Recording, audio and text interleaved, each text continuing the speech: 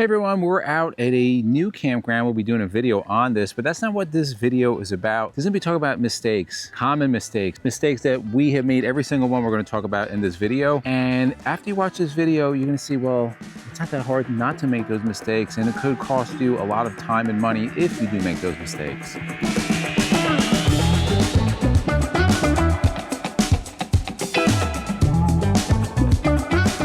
Before we dive into these guys, just make sure that you are subscribed to the channel. Many of you are finding yourself unsubscribed, so take a quick peek and hit that notification bell. Also, we have our free monthly newsletter that has returned. If you'd like to sign up for that, we'll put the link down below. So let's get right into it. So number one is going to be underestimating travel times. Now, we have done this several times. Right? We didn't do it on this trip. No, for years we did this. And I always go back to our first trip, long trip that we took down to Savannah. We left at 3:30 in the morning and we got there at 10:30 at night because we stopped at south of the border and we did all these other things. And we didn't realize how long it was going to take, because a lot of people in the beginning, they don't account for fuel stops and pee stops and things like that. So on our way back down here to Virginia, it said 7 hours on the GPS. I always minimum tack on an extra hour and a half, minimum. All right. We got down here in 8 hours, 2 fuel stops and a couple pee stops. This was probably our best time we ever made. Whenever we're planning, if we're planning multi-stops, it's always going to add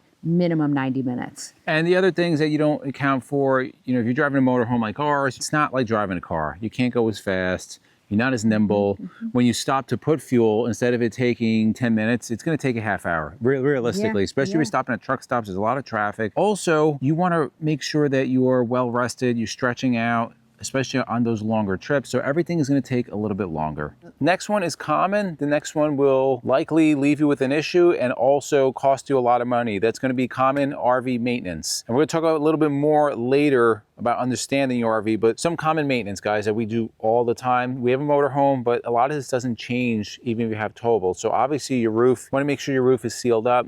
The sealant on there is good, because if not, you'll wind up having water in your RV. It will destroy your RV. But some other common things, guys, just things that we do. I check the oil. Check the oil before every trip, especially if we have our longer trips. Make sure the oil is at a good level. Also, change the oil every 5,000 miles. That's for us and synthetic. A couple other things. You want to make sure your lights work. You want to make sure your tires are in good condition. The date code of your tires, 5 to 7 years to max on motorhomes. Don't care what anybody else says. The experts in the RV industry all agree 5 to 7 years. You want to check that your pressure is good. And of course, if there's any kind of bubbles, dry rot, anything like that, you want to check your system. So your heat pumps, air conditioner, furnace. Before this trip, I knew coming down, we might get days where it was 30, 29 degrees. What did I do before we went out, hon? I ran the furnace, make sure everything was working, so there was no surprises. Check your water heater, your appliances inside, your awning, all these things you should be checking regularly, especially if you don't travel a lot. So if your RV is sitting for months, weeks at a time, and you're only going out a couple of times a season, before you go out, run through all those systems, make sure everything is working. The next one is one, if you watch us, Izzy always blames this on me, but I don't do it anymore. This is you, yes. I don't do it anymore. You try as much as you can. Overpacking. Why is overpacking a problem? Well, for Izzy, he just can't stand hashtag stuff all over the place, which I really don't do. I mean, our RV's nice and clean. We've seen worse, for sure. Of course we have. And also you have, not only is it just going to look like clutter, but it can affect your RV's weight limit. Or if you're bringing tons of stuff. Now, I know some of our subscribers are good friends, Tom and Missy. Tom always says, I bring too much hashtag stuff. They got everything. Tom, put in the comments below, let people know what you carry. Some people bring a ton of stuff. Again, you have to take all these things into consideration, especially that weight limit. So here's a little secret that we do. We kind of take inventory depending on the trip. Okay, what are we going to use on this trip? What are we not going to use? So for example, this trip, we're down in Lynchburg. We're going to be visiting Jason. It's cold out. We're not sitting outside at night. So the Blackstone didn't come. Yeah. The dog cage that we bring didn't come. The seats, all that stuff, that's actually a lot of weight. Yeah. It's gone. And we pack differently. So we could easily leave all the clothes for the whole year in there. But when we are done with the trip, and this is what we do, doesn't mean you have to do it, we take inventory. So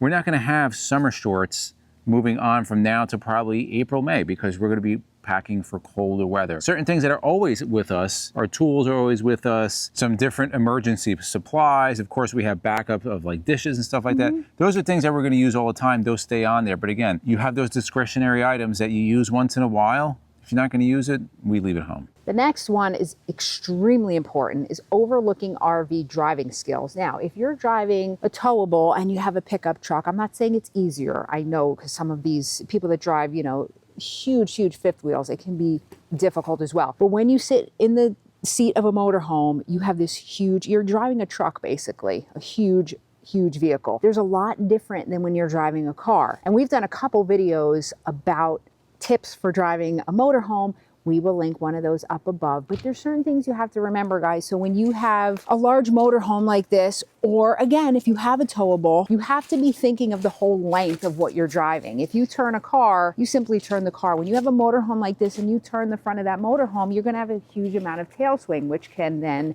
hit into trees. And you can see the space that we're in right now, the site that we're at. We usually park it like that. I mean, we got it down to a science. This took us a little time, because coming into the site, as you can see, it's a very odd looking site, but there's a ton of trees. So we had to kind of maneuver, you know, and it just takes, my point is, it takes practice, and get into parking lots and just do a lot of practice before you get out there. I know a lot of you have messaged us and commented, I'm really nervous about getting a motorhome. Can I do it? Of course you can do it. You just have to take your time and put the time in to learn how to do it. Another thing is the braking too. Go ahead and brake a car, super easy, especially on the Tesla. When I take my Tesla, it's super easy, right? But when you have how many pounds? 26,000 pound vehicle, and you have to brake, it's gonna take a little longer. So you have to make sure that when you're driving this, you're not tailgating, you're taking your time, so you have time to stop when necessary. Also is blind spots, another huge thing, guys. If somebody's driving this and I'm standing here, they don't know I'm here. And the same thing goes for the front of the vehicle too. When I'm standing here, the driver of this motorhome is not going to see me. So there's so much to take into account. Again, the blind spots, the length, the height, all of the different things when you're taking on driving one of these RVs. One of those items that we carry all the time because we use them all the time is going to be a black tank treatment. Our choice is going to be Liquefied by Matt's RV Reviews, who is the sponsor of this video. Now, Liquefied is an enzyme-based black tank treatment, and it does exactly what the name of it does. It liquefies the material in your black tank. We did a full video review about it. We'll link it up above. What we do love, it comes in different scents or flavors, as I call them. You have the orange, you have the lavender, comes in a liquid as well as pods, and there's also a powder as well. Matt has all different products. He has a toilet bowl cleaner that is really useful, and he's continuing to develop. All of his products are made in the USA, yes, which we also love. So you're helping a small business when you purchase one of these. And he has great reviews, so the product speaks for itself. It's available at Walmart, I'm pretty sure, in Camping World very soon. And if you use the discount code Endless RVing, you're gonna get 24% off. You have to go to liquefiedrv.com. Again, put in that discount code Endless RVing. You get 24% off if you purchase it. I don't know anybody else that has that discount code, so no. If you're buying the product, you're going to use it anyway. Go to liquefied.com. Use that Liquefied RV.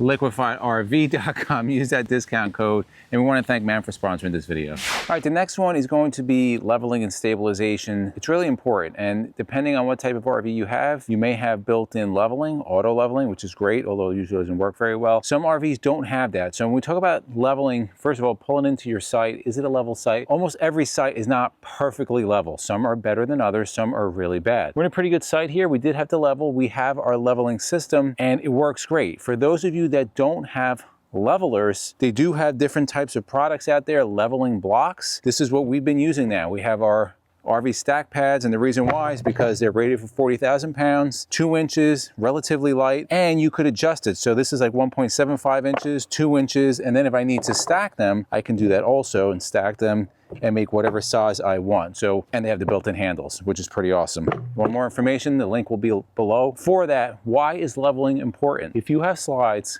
very important that you're level. They make these motorhomes, RVs, level, so the slide mechanisms, you want everything to be level. More importantly, a lot of your appliances work best when they're level, and you know, a less important one is when you're in the RV, you don't want to feel like you're in a fun house. You don't want to feel like You're doing this. You Which want we everything. have. Which, yeah, we At have. times. Remember that one campground? Absolutely. It was like a ski slope. It also helps with the flow of water, right? So the way the plumbing in here is run is that it's created, it's manufactured, so assuming you're level. So you want, when you're in the shower, you want everything to drain properly.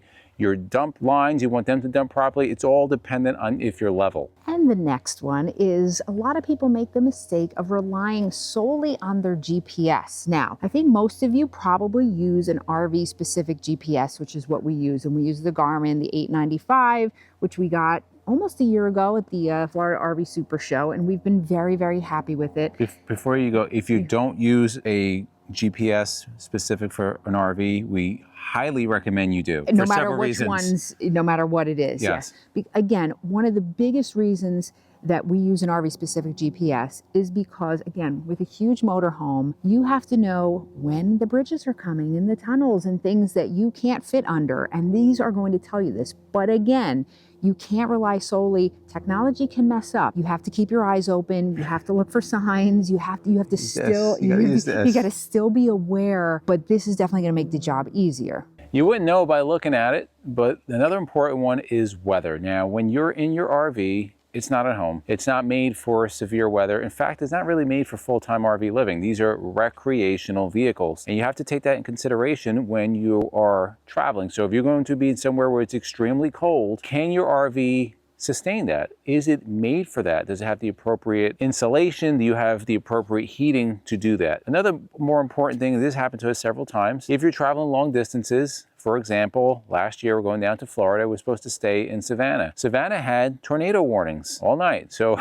we didn't stay in Savannah. We wound up kind of detouring, going somewhere else because I don't want to be anywhere near this in a tornado. Another example, when we dropped off Jason at Liberty in August, there was a tornado warning, right? That's the most severe, or watch? The warning is more severe. Okay, so our phones went off. It's like tornadoes in the area. You know what we did? We shut Nellie down. We went to a hotel. We're like, if we come back and she's not here, she's not here. We have insurance. At least we are. You just can't risk those things, and you guys do whatever you want, but I would strongly suggest you don't do that. One more example as I throw it out there. You see where we're here, we're among all kind of trees. If there was a severe storm coming, with high winds, we won't be parked here. There's too much risk of a tree coming through. These are made out of wood, aluminum, tree comes through, it's gonna win every single time. So you just have to take that into consideration. If you're driving back, this happened to us also last year coming from Florida, there was snow. That's an issue. Driving this in the snow is not a good thing, both safety-wise, it's not good for the frame underneath. So if that does happen, you might have to take a couple days off. Just keep that in mind. Last two. So the next one is forgetting to secure items inside your RV. And this is kind of my job before we leave. I always make sure, I put the bars in the fridge. I make sure all the doors are shut. Everything is secure. Lock. Yeah, everything's locked. The fridge. Yep, exactly. You don't want things flying all over the place in our bathroom. Like I have my everything goes away. Our garbage can goes in the shower. Our, things go in the cabinet. And then when we get set up, obviously I take everything out. So when we leave also, before we do a departure, MJ, we'll look to something, not really with secure, but so make sure that the levelers are up, the stairs are up. We'll go around every bay door, make sure that it's locked, give it a tug, make sure it doesn't open, because you don't want a door flying open. Ask us how we know. Ask us how we know. Thankfully, you were behind me that time when that happened.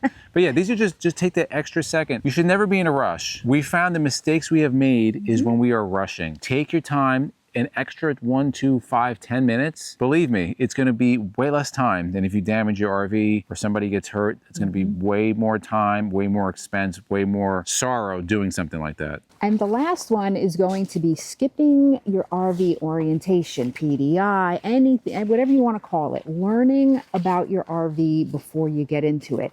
When we first got Nellie, Izzy was on YouTube 24/7 learning everything he possibly could. But the learning doesn't stop there. It's an ongoing process. Right. When I was saying you have to be an RV tech or an RV mechanic, like that's not for most people, but you should have a fundamental understanding of the RV you're in. And I don't think a lot of people do. There's a lot of simple things go wrong, that could be fixed like that, right? Basic maintenance, basic troubleshooting. You should have tools on there. You should know how to use those tools because there's not many things we promise. We do promise that things will go wrong. They have gone wrong a lot. Most of them very minor. A fuse is out.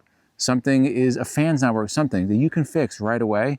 You just have to have those basic skills and you have to want to know how your RV works. It's like having a home. If you're a homeowner, you need to know certain basic things, not how to do an addition, but if something goes wrong, you need to patch a hole, you need to paint some electrical work, you need to know how to do that. And the best thing is in 2024, almost 25, there's so many free resources out there. You now have AI, you can type in ChatGPT. Anything. You could probably learn how to build a rocket.